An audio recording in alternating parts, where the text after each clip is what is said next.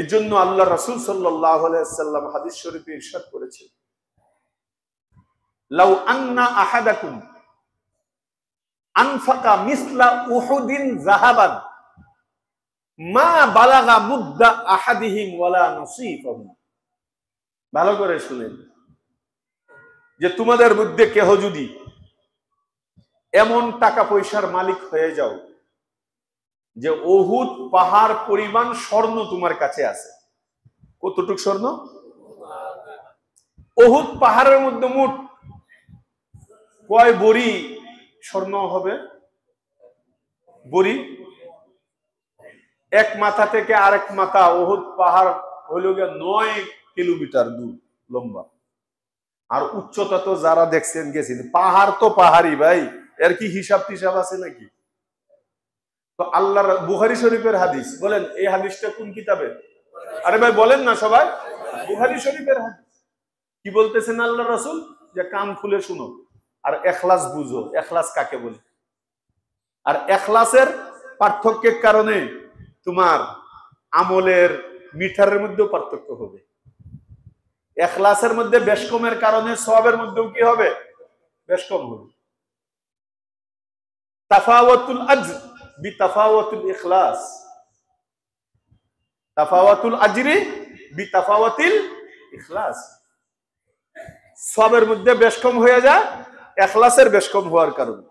একই কাজ তোমরা করছো আর এই কাজটাই সাহাবারা করছে। এবার আসো একটা হিসাব দেই তোমাদেরকে। একটা কাজ তুমিও করছো আর এই কাজটা ইখলাসওয়ালা করছে, সাহাবা করছে, অথবা যারা মুখলিসিন তারা করছে। দুইজনের মধ্যে পার্থক্য কতটুকু? বুখারী শরীফে বলছে, লাউ আন্না আহাদাকুম আনফাকা মিসলা উহুদিন যাহাবান। মনে করো তুমি উহুদ পাহাড় পরিমাণ স্বর্ণের মালিক। পাহাড়ের মালিক না, কিসের? পুরাটা স্বর্ণ ভর্তি, আর তুমি এটার মালিক। আর সবটাই তুমি আল্লাহর রাস্তায় দান করে দিছো। পুরা পাহাড়টা তোমার কাছে এক বড়িও স্বর্ণ রাখো নাই, সব দান করে দিয়েছো। এরপরে আল্লাহ রাসূল ইরশাদ করেন, মা বালাগা মুদ্দা আহাদিহিম ওয়ালা নসীফাহু।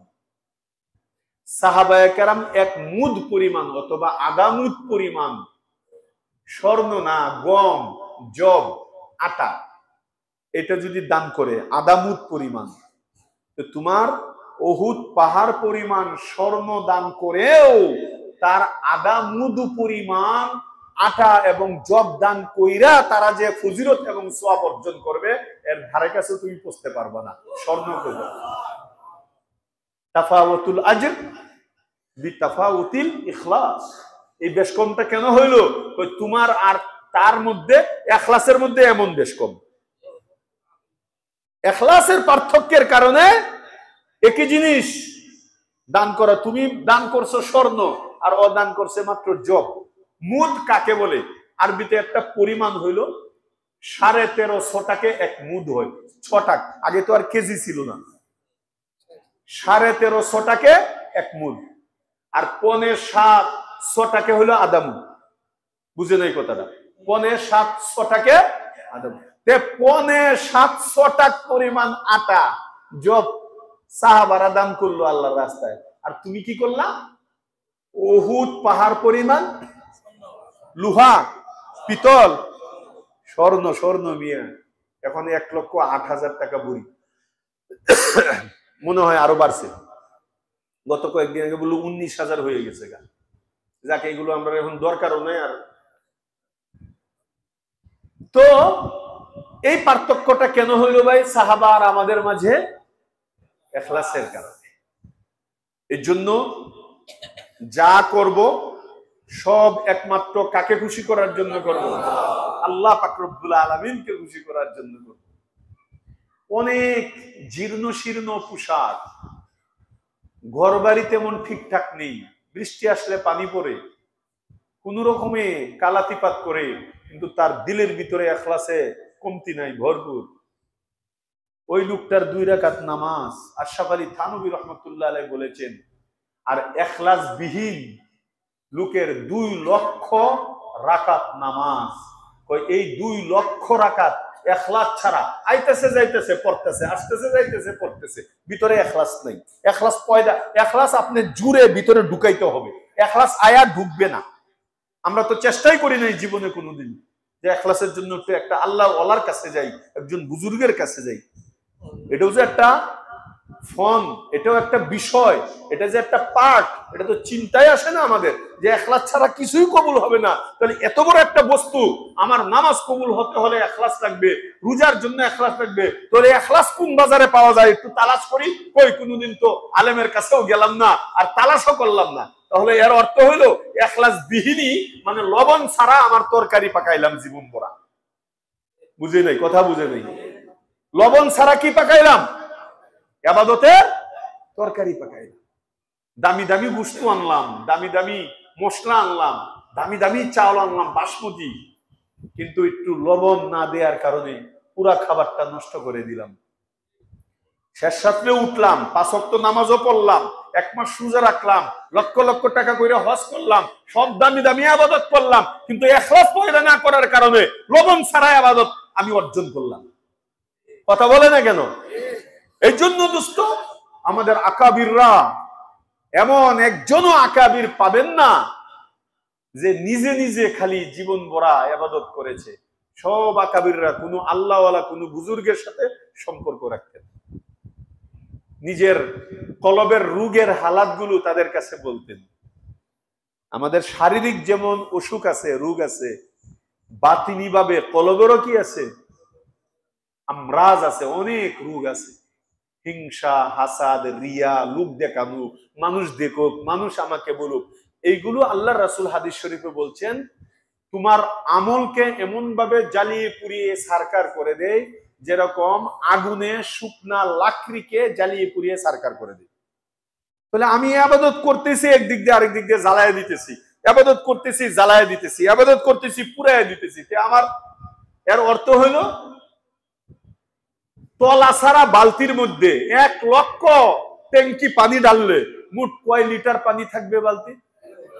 কথা বলে না, কথা বলে না। একটা বালতির তলা নাই, তলাবিহীন বালতিতে কত বছর পর্যন্ত ডিপ কলের একেবারে ডিপ মিশিং এর, সেলু মিশিং এর পাইপ দিয়া বালতি ভরার চেষ্টা করতেছেন। মোট কত বছর পর্যন্ত পাইপটা ধরে রাখলে এই বালতিটা ভরবে? তলা নাই। কত বছর? ঠিক দোস্ত, ইখলাস ছাড়া কিয়ামত পর্যন্ত যদি আল্লাহ আপনাকে আমাকে হায়াত দেয়, কিন্তু ইখলাস ছাড়া ইবাদত করি, ইবাদত গুলো জমবে না, ভিতর দিয়ে পড়ে যাবে। সারা রাত বল মাছ পাইতেছেন, চিতল মাছ, বিশাল বড় বড় মাছ, আর কি খুশি, কিন্তু যে জায়গার মধ্যে আপনি মাছ রাখতেছেন এর তলা নেই। বল মাছ ধরে আর খালি ঢুকায়, চিতল মাছ ধরে আর ঢুকায়। সকালে উঠিয়া যাওয়ার আগেই বিয়াইরে ফোন দিয়ে, বিয়াই আজকে মাথাটা আপনারা খাওয়াবো, জামাই আপনিও আইসেন, ফেডে আপনারা খাওয়াবো, বল মাছ আপনার নামে বরাদ্দ, শীতল মাছ আপনার, সবকিছু বন্টন হয়ে গেছে। যখন নাকি টান দিছে দেখা যায় একটা ফুটি মাছের লেদাও নাই, কারণ এর তো তলা নাই। কথা বলে না কেন?